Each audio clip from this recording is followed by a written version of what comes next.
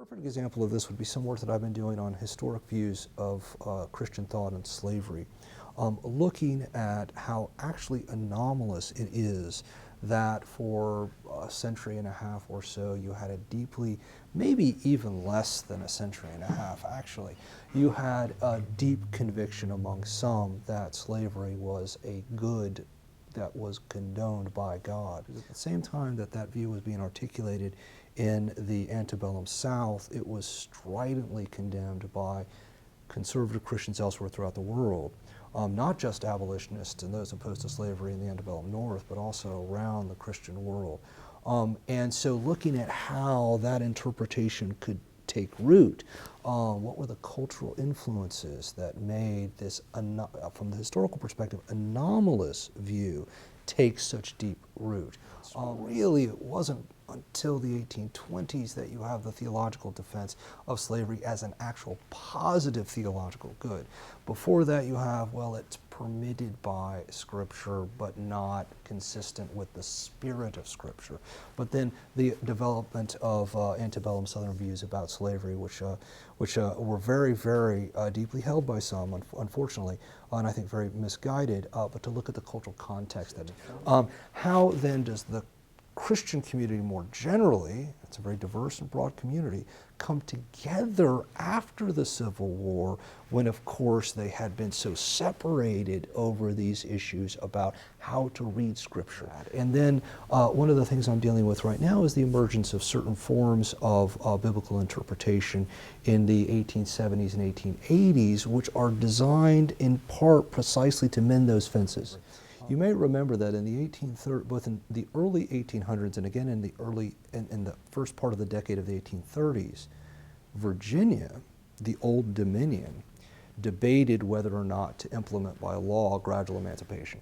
So some people were thinking that slavery was going to eventually wither on the vine, but with the opening up of those very fertile areas in the Southeast, then slavery was given a tremendous shot in the arm. So again, the abolitionists in part are reacting to this reemergence of what they call the slave power religion to take root. I'm not a preacher, I'm not a prophet, I'm just a professor. But as a professor, I want students to understand that history has been informed by religion and that the ways religion has informed our history have not been all uniformly bad. I just feel that these are issues of such importance that although I have the great good fortune to teach really, really good undergraduates, I am at an institution which prides itself, and rightly so, on having small classes, on having highly interactive experiences, mentoring relationships with a few students. Unhurried conversations, we call it, and we're rightly proud of it. However, as a result of that, the opportunity for me to engage others in these kinds of discussions is limited if it only takes place in the classroom. Right? So one thing that we can do by this study of the historic and ongoing contributions of religion to public life is to learn from our mistakes. All right? But how do we do that in a positive way? I think partly we have to learn to listen to each other. And I think that the wealth of spiritual traditions with respect to listening to the voice of God, that still quiet voice, as Hebrew Bible refers to it as, to listen to God as a spiritual discipline. We can derive empowerment for our public discourse from that tradition of spiritual disciplines because we need to quiet ourselves and open ourselves to hearing other people and their viewpoints because this polarization is breeding vilification. One of the most common phrases in Scripture is, be not afraid. We need to be not afraid to listen to other people.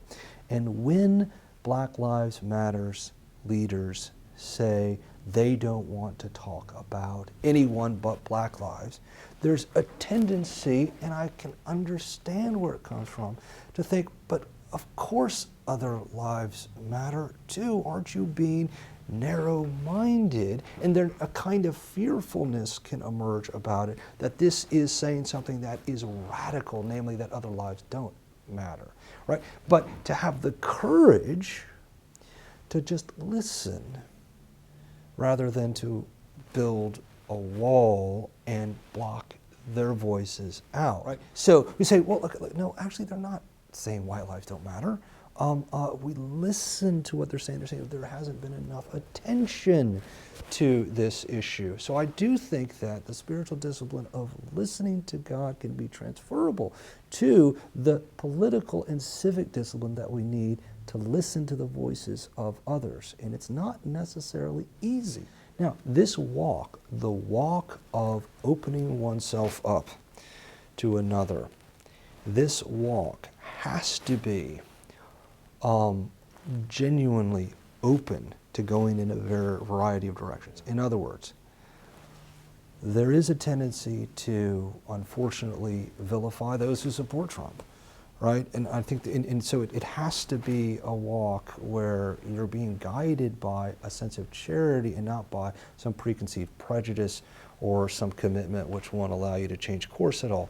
And increasingly, this polarization is a polarization that's not just of the right vilifying the left, it's very much of the left vilifying the right as well. I see that. The Institute not only has its Distinguished Speaker Series, which takes place both on campus and increasingly, as I mentioned to you, here in Talbot County, it also has a peer-reviewed book series with an internationally prominent academic press.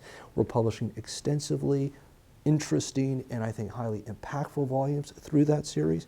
We also have summer internship opportunities for students, and one thing that I would like is for anyone who would be interested to be in touch with me if they know of interesting internship opportunities for students, especially opportunities in faith-based social service organizations. We also are doing programs overseas. So I have a strong connection with the University of Oxford. We'll be taking students not only to Oxford, as I've done for the last 10 years, this summer, but also going to Auschwitz, which will be a very, very important experience. And so what I would like is for individuals to know that this is a resource, and this is a resource that's available for them.